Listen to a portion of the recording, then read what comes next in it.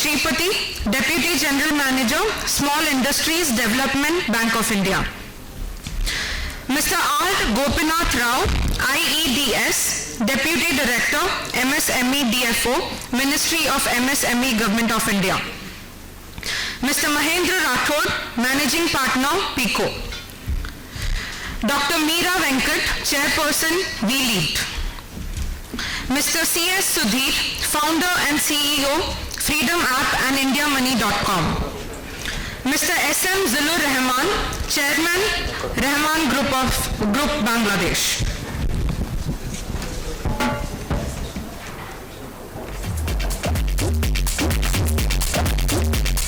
And I welcome our dignitary panel members on the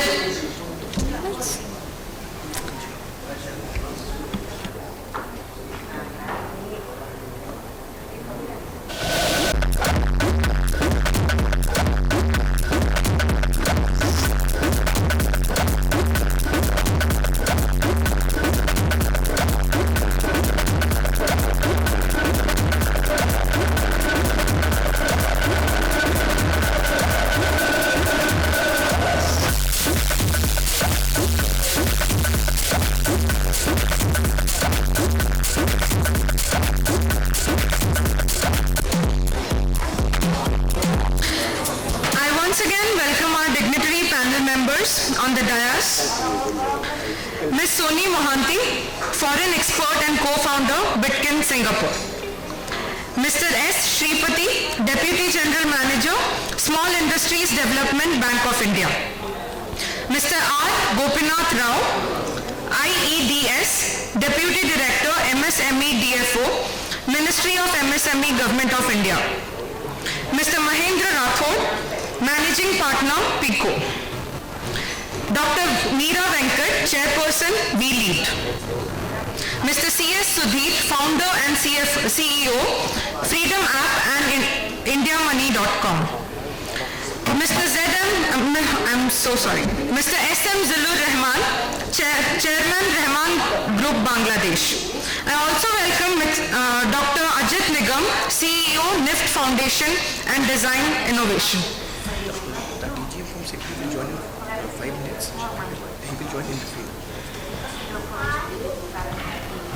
So Mr. S. Shripati will be joining us shortly. So while then we will start the panel. Hi, good afternoon everyone. Good to see familiar and a few unfamiliar faces. And you know what, we have been talking about products, we've been talking about what we have to do with the textile industry.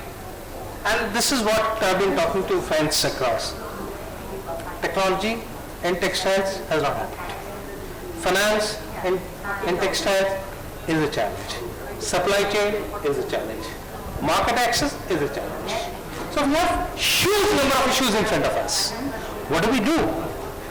How do we create this story interlinking all these elements together to ensure that one, product series, two, whatever action we do on ground impacts the artisan community? How do we ensure that economic development happens and livelihoods improve? Sustainable development goals we've been talking about. Now's the time to put things into action. Government of India is doing a lot of other things. Apart from campaigns, there has to be real action on ground. And when we were conceiving the idea of GLOBALSPIN, it all started from a discussion inside National Institute of Fashion Technology that what is the real requirement? What are the actions we need to take? So we got all the stakeholders together, and what emerged out was need for market access, need for financial access, issue of sustainability and economic development. Putting it all together and connecting the dots gave rise to the spin in this. And then it has to be global. Only then the real value gets added, and we have experts from all across the world. This, I'm sure Yash would have talked about this fact, but this is the 6th one. So when we did the first 5, 1, 2, 3, we had interactions with multiple stakeholders both inside the country and outside the country. And to this panel, what's going to be important that let's think how do we solve this problem. There are people on this panel representing various viewpoints. And as we go about this, there could be some changes in your own thoughts. So the way we would start, would like to understand from each one of you what your strengths are, where do you come from. Okay? And then maybe you have a point or two to make so that people understand this. And then we will get into the discussion within ourselves. Later, I would open this to Q&A. There could be questions and answers from the audience. And maybe we have questions within ourselves which we need to ask. We need to introspect and look at that. Absolutely. All right. So let's start with you. Who you are, what do you represent? All of us would like to know. Do you have a presentation to offer? Are you showing a presentation? Okay. My name is Gopinath Rao, Deputy Director from Ministry of MSME DFO, working in Bangalore. We worked across India. Now we are back to hometown and doing for the development and promotion of Can you be MSMEs. slightly louder? People are finding it difficult to hear. थोड़ा सा जोर से बोले.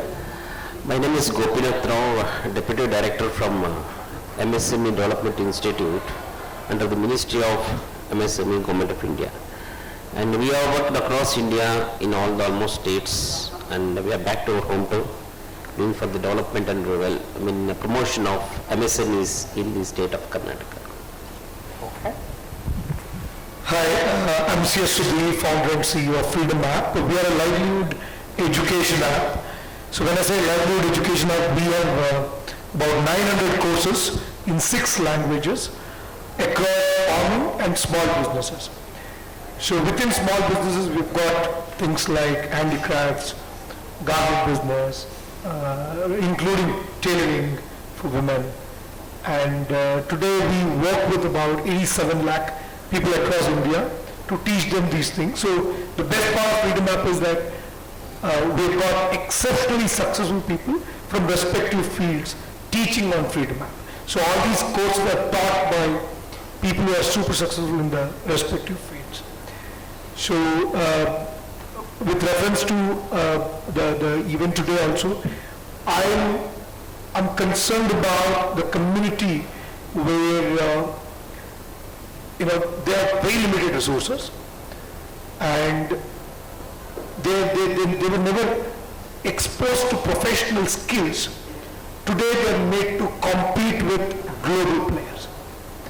And that space, that segment of people needs to be protected, empowered, and should be made competent enough to compete with these global players. Unless we do that, a lot of these people, who are in this segment may completely vanish. I think I welcome this kind of debates to probably find a solution to that problem, and especially this panel is entrusted with the job of discussing and finding a solution to helping this community find access to credit and of course market access. We'll discuss that. Thank you. Good afternoon. I am Asam Jalur Rahman. I am chairman of Rahman Group of Companies Limited. Under my company, I have the textile, the garments, the real estate, export, import, trading, supply. This is my business side. But other side, I am living in Bangladesh for the WASPIN. You know the WASPIN, this is the organizer, World Association for SMEs. So in Bangladesh, I am living there, I am the president. So I am trying my best with my EC members to support the SMEs as well as also the micro. Because I believe, and I think everybody believes, the SMEs are the main backbone for the financial inclusion for any country. So I think for any country, if at the root level they cannot produce well, they cannot get the support well, the country cannot be developed. So for this why, we must have to support this lower level, the entrepreneurs, the startup, who are looking to develop their business. Sometimes the next time I think is in the subcontinent, especially in Bangladesh and India, also Pakistan, also Sri Lanka, like these countries, that they're pressing to get the finance from the bank or from other involvers. You see, the higher people, they're getting easily loan.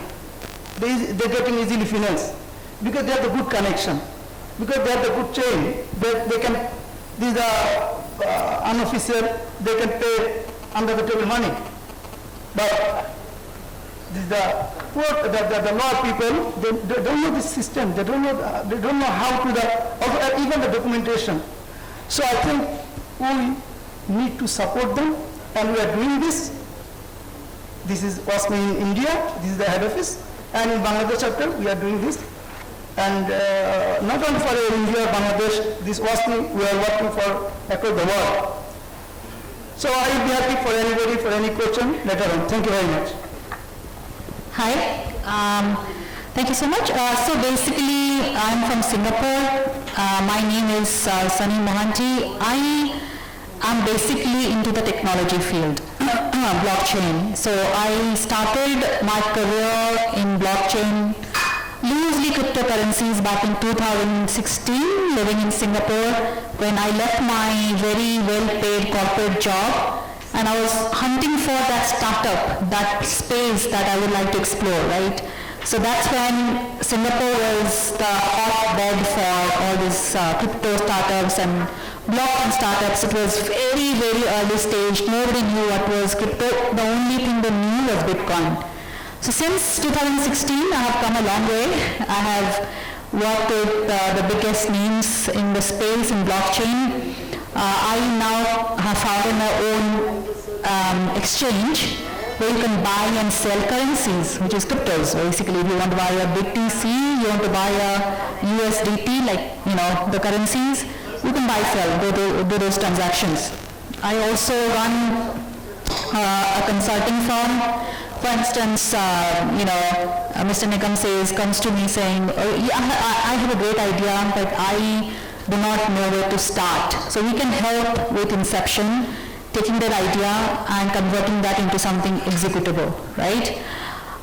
So basically that's what I do. I'm a very technology-oriented person working across the industries, cross industries, because I'm not only focused on one particular industry like fintech, but now textile is something very new for me, but I'm very, very interested because this is my second day here, after listening to people and understanding the challenges, mainly the challenges, I never knew that these challenges can be addressed by technology. It's not only blockchain technology. Blockchain is just my expertise, but yesterday I came to know how IoT devices are also a part of that ecosystem, artificial intelligence, machine learning, a lot of data, all these come together and how they can actually help the growth of this very, very traditional, non-digitized space of textile industry. So I'll be speaking more from a technology perspective and my experience living in Singapore, what happened during the COVID lockdown. How did the small businesses, I'm going to talk about that. Singapore is a very small country. We do not have so many small, medium businesses, but there are small businesses, and what innovative solutions did they come up with? The government of Singapore, all run by government of Singapore. Singapore government is amazing. It runs like a private company. They have excellent ideas, and it was their idea to digitize some of these industries that I'm going to speak later in details. Thank you. Hi, good afternoon everybody. My name is Dr. Meera Venkat. So my introduction was given here as a chairman of VLEAD. But let me tell you, I am representing IICCI. I am the chairman of IICCI, which is the Indian Importers and Exporter Chamber of Commerce, which is based out of Delhi. So I am the chairperson for them in Karnataka. So we do work with a lot of SMEs and MSMEs and imports and exports. And IICCI has approximately around 20 branches all across the world. Vietnam, Bangladesh, you name it, they have their centers.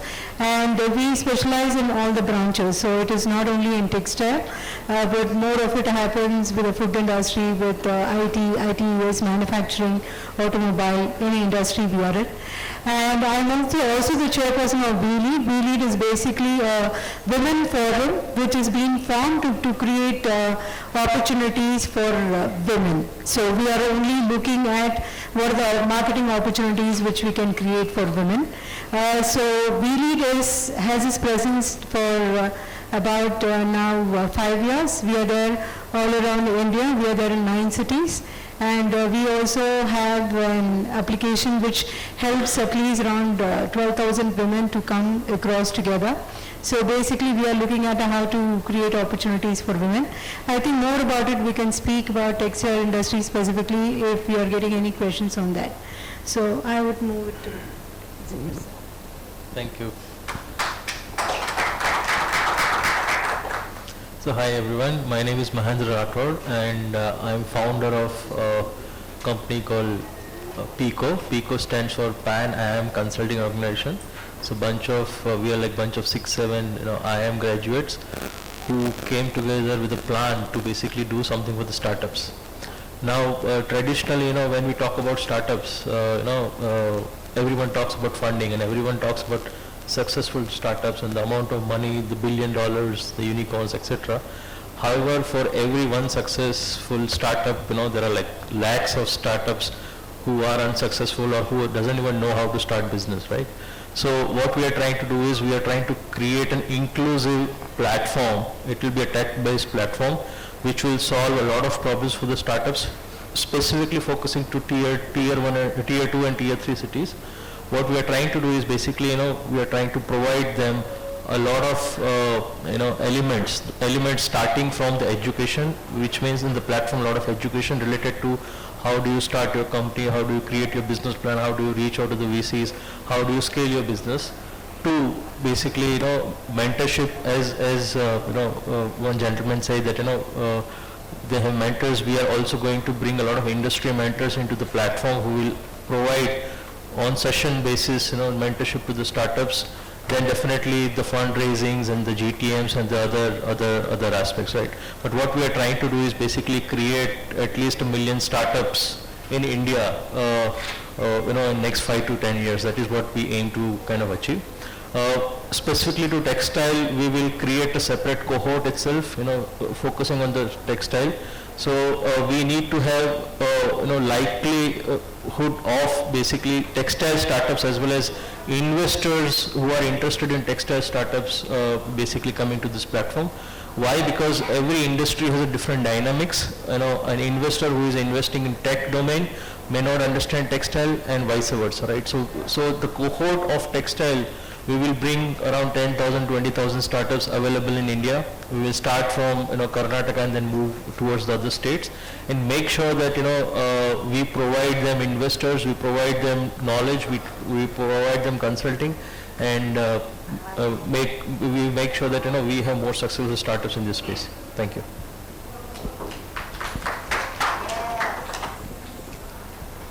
At the outset, apologies for the delayed arrival.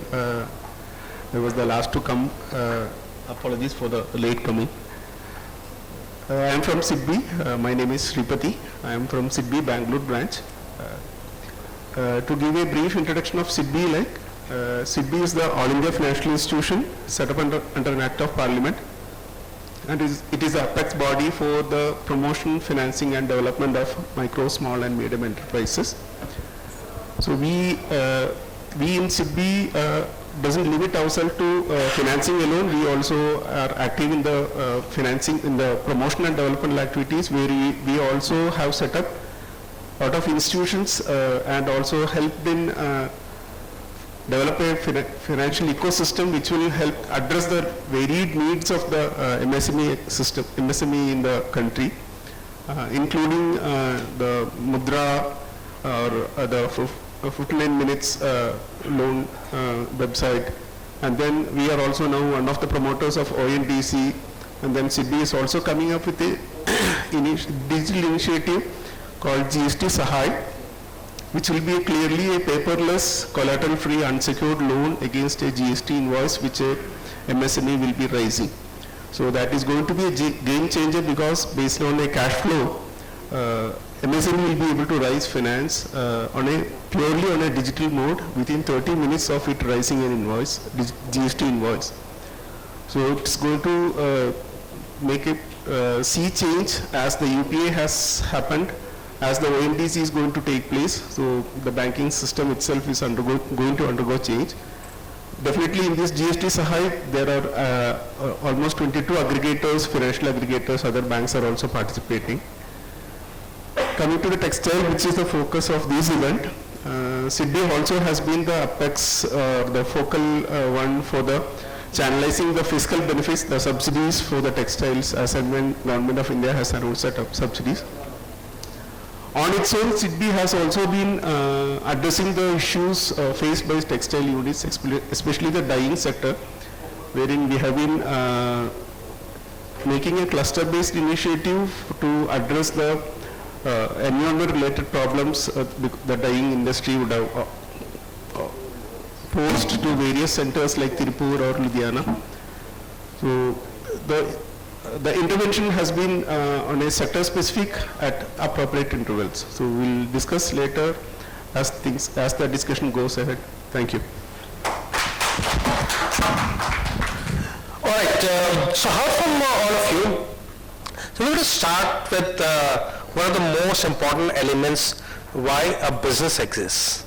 A business exists for profitability, for its shareholders, dividend, which means revenues have to come. Income from operations has to really happen.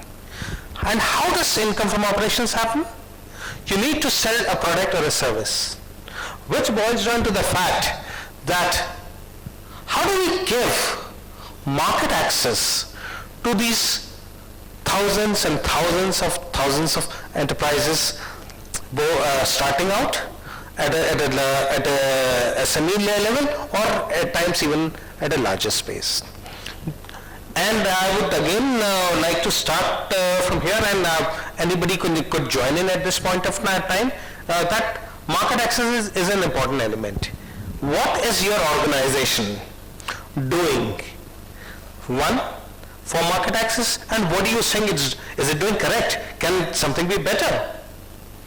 If you have been in the organization for a long period of time, you know its pros and cons. Sometimes we are constrained by the organization in which we are. So I'm looking at each one of you as experts, not merely representing your organization. Yes, there are thoughts which flow from your organization, but you as an individual, as a citizen of the country, or as a citizen of another country, it's time that we put our thoughts together. There are countries facing similar challenges, and they could be learning from each other. So let's look at that. How do you think your organization looks at market access, providing that reach, so the products reach the end consumer, thus the actual sale is made. Few aspects on that, what you already clarified. Yeah. So I was telling about the ONDC, which is Open Network for Digital Commerce, wherein SIDBI is also one of the promoters, having a 10% stake. So it's a Section 25 company promoted by DPIIT, Department for Promotion of Industry and Internal Trade. Can you slightly louder, please? So I was telling, able to hear now? Might have to hold like this. Yeah.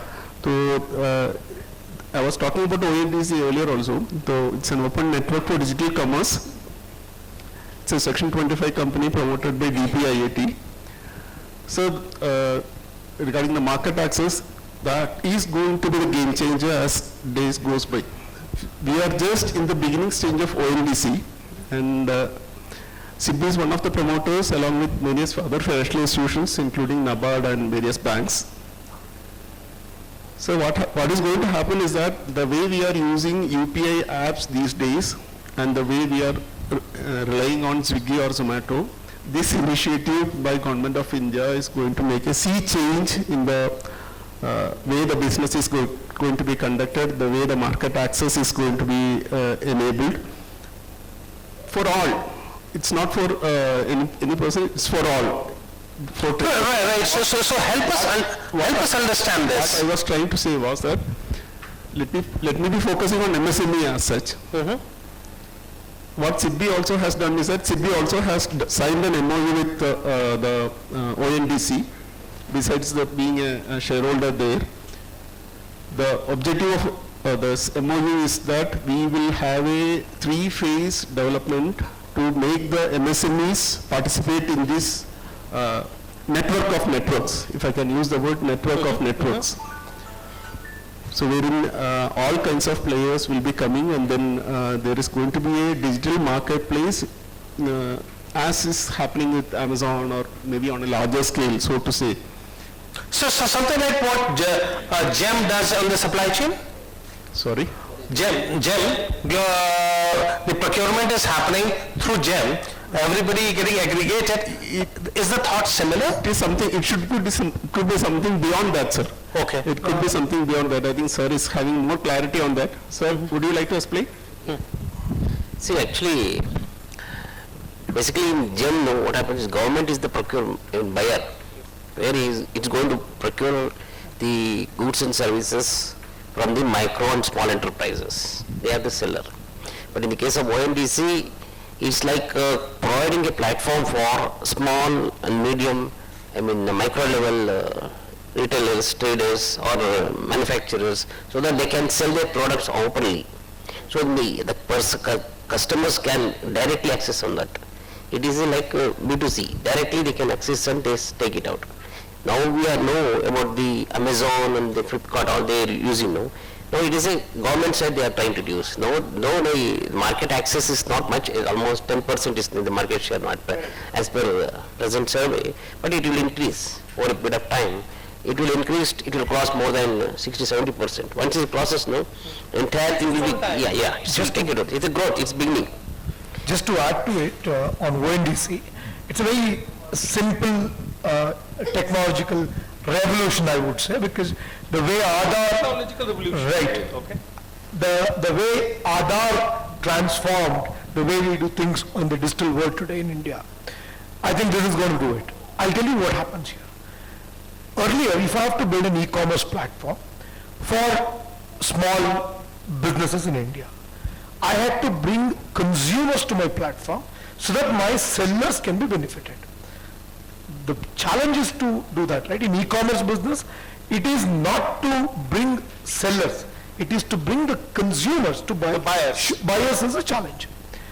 But on ONDC, what happens?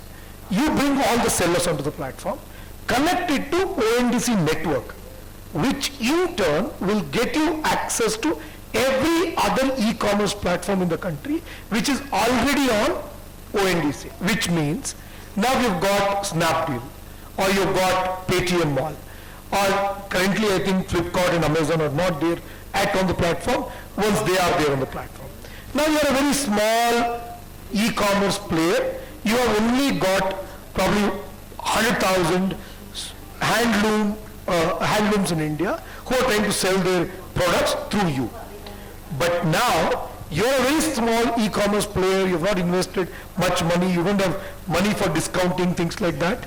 But the moment you're on ONDC platform as a seller aggregator, your sellers, those who are on your platform, automatically get access to the buyers on Flipkart, the buyers on Amazon, the buyers on Paytm Mall, the buyers on any other e-commerce platform which is connected to ONDC.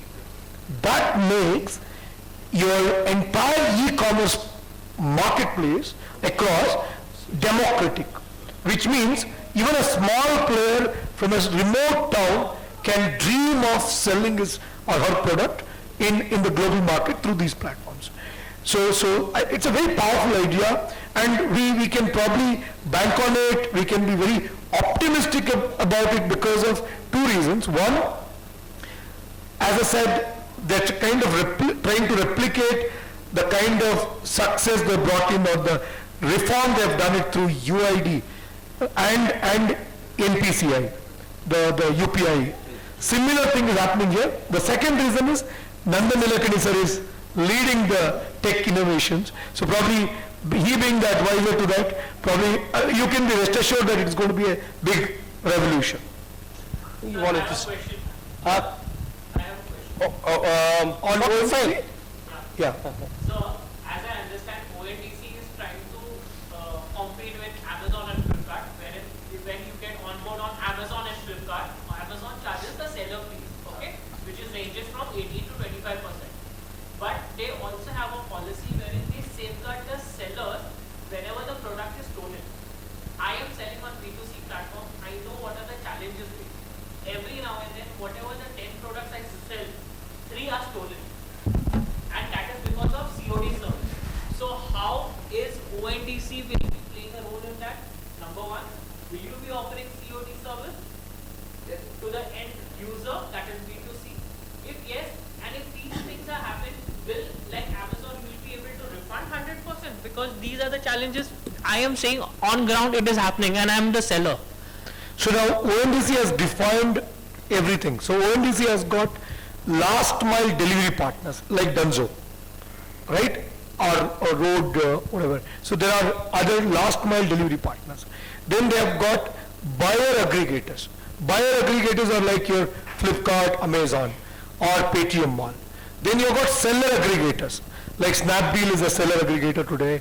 We've got, I think Sidbi is also trying to do that. When I met your R&D head in Delhi, he was talking about various initiatives and he suggested me to do that under your Challenger Fund. So the idea here is, for example, just to give you an example, artisans today in India, they come up with a lot of crafts.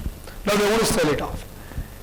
Listing it directly on e-commerce platforms and then paying that kind of fees and things like that may become challenging. So what they do now is, in case if Sidbi comes out with an e-commerce platform for artisans, all these artisans will list their products here. Now from the production side, capacity building side, Sidbi will work with them to help them produce better quality products, all that. Once the products are produced, they will be listed on the seller aggregator platform built by Sidbi or in association with somebody. Now on the seller aggregator platform, once you list all your products, now all e-commerce platforms have to display these products on their platform. If they join hands with ONDC, they have to do it. So they have no option. The only thing is that obviously if you pay more, they will list you on top and things like that. Advertising, all it will exist. But a normal artisan who doesn't have much money to spend on all platforms, all that, he will still get access to every platform operating with ONDC. So once it happens, now you as a buyer will go on Amazon, buy the product listed by this artisan from a remote village. Now you're purchasing the product on Amazon under the guidelines set by Amazon for this kind of shopping. If they have COD, they'll offer COD. So Amazon, you know, right? I mean, certain products they've got COD, certain products they don't have it. Whatever is applicable as per their guidelines, it is the buyer's aggregator platform that they will decide. But how much charges, what is the fee you should collect, for that, all that is being defined by ONDC.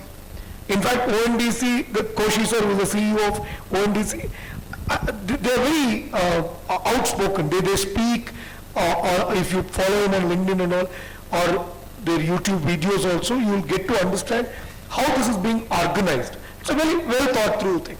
So it is going to be same like, from the buyer side, it is same like any other Amazon or Flipkart. For the seller, it is same like this.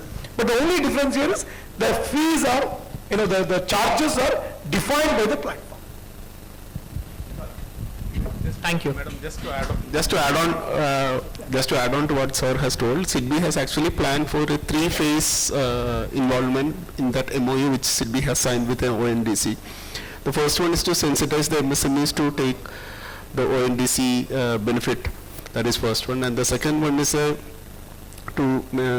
intensive program to make the MSMEs aware of the ONDC protocols And the third one is definitely an incentivized acceleration program wherein MSMEs will come on board to that. So that's the three, on a broad scale, these are the three action points which SIDBI has planned. Interesting. You have something to say. Yeah, I think it is. Yeah, I think it is great that we spoke about the ONDC platform, which is also talking about the sustainability and long term. But from IACCI for the marketplace, which you were asking us a specific question, how do you create? If anybody from India or any other countries which is interested in importing and exporting their own products and services, and if they wanted to create a marketplace, then what we do is we assign a particular key account manager for that particular textile industry. For an example, I'm just taking a rough example of, pardon me? Yeah, leather. So if he is wanting to, export anything in leather, and if it's a sizable business, and if he comes back and tells us, look, we are looking for a buyer in Vietnam. In that case, what IACCI will do is, we will help them, taking them on board. We will have our representative who will represent their company in other country, which he is asking in for, and help him in the export business. That is one thing which we do. The other thing where IACCI helps is when there are textile related conferences which are happening all over the world. So where we aggregate people from the textile industry, and we take them to that particular conference, so where they can go in as a group and explore opportunity for themselves.